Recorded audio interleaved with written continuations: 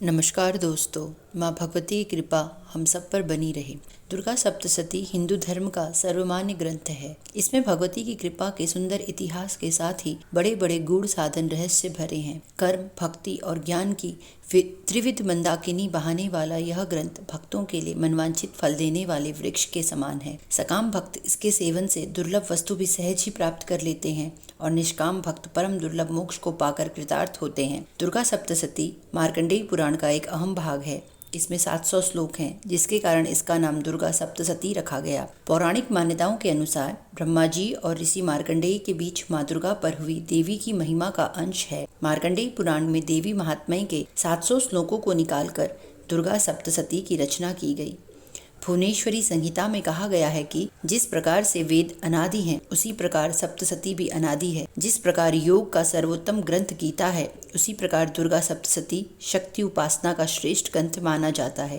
पूरी सृष्टि को संचालित, संघृत और नियंत्रित करने वाली वह विशेष शक्ति महामाया है, जो सारे संसार को जोड़ती है। सारे जीव जंतु उसी की प्रेरणा से कार्य करते हैं। यही महामाया शक्ति सृष्टि की 3 अवस्थाओं का 3 रूपों में संचालन करती है। सृष्टि अवस्थाओं का लगातार परिवर्तन है। परिवर्तन का मापक काल अर्थात समय है। बिना काल के परिवर्तन की कल्पना नहीं की जा सकती। इसलिए पहली अवस्था में महाकाली शक्ति के रूप में महामाया सृष्टि को गति देती है।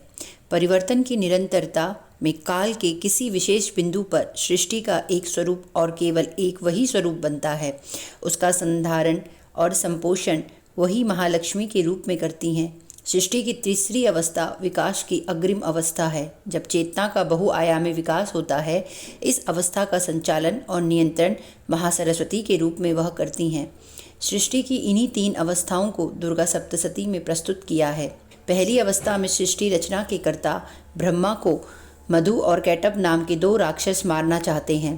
तब ब्रह्मा ने महामाया से रक्षा की गुहार की। महामाया की प्रेरणा से विष्णु योग निद्रा त्याग कर आए और राक्षसों को मार डाला।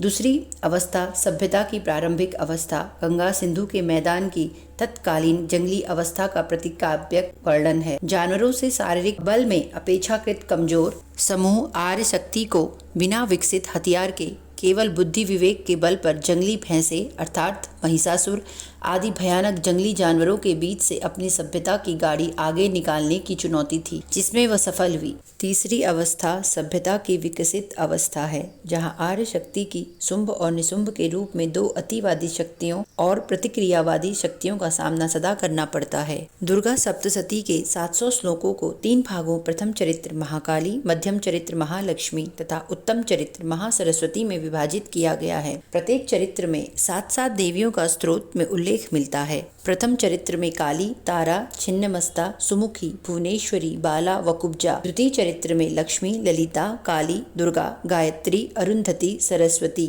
तथा तृतीय चरित्र में ब्राह्मी, माहेश्वरी, कौमारी, वैष्णवी, वाराही, नरसिंही तथा चामुंडा अर्थात शिवा। इस प्रकार कुल 21 देवियों के महात्म्य व प्रयोग इन 3 चरित्रों में दिए गए हैं। नंदा, शाकंभरी, भीमा ये 3 सप्तशती पाठ की महाशक्तियाँ तथा दुर्गा, रक्तदंतिका व भ्रामरी को सप्तशती स्रोत का बीज कहा गया है। सप्तशती के 700 श्लोकों को 13 अध्यायों में बांटा गया है। प्रथम चरित्र में केवल पहला अध्याय, जिसमें मधु कैटभ वध की कथा है। मध्यम चरित्र में दूसरा, तीसरा व चौथा अध्याय सेना सहित महिषासुर के वध की कथा है तथा शेष सभी अध्याय उत्तम चरित्र में रखे गए हैं, जिसमें शुंभ निशुंभ वध और सुरत एवं वैश्य को मिले देवी के वरदान की कथा है। आज के लिए बस इतना ही। अगर आपको यह वीडियो अच्छी लगी तो इसे आप अपने दोस्तों को भी शेयर करें और इस तरह के अन्य वीडियो देखने के लिए हमारे चैनल को सब्सक्राइब करें। हरिओम तत्सत।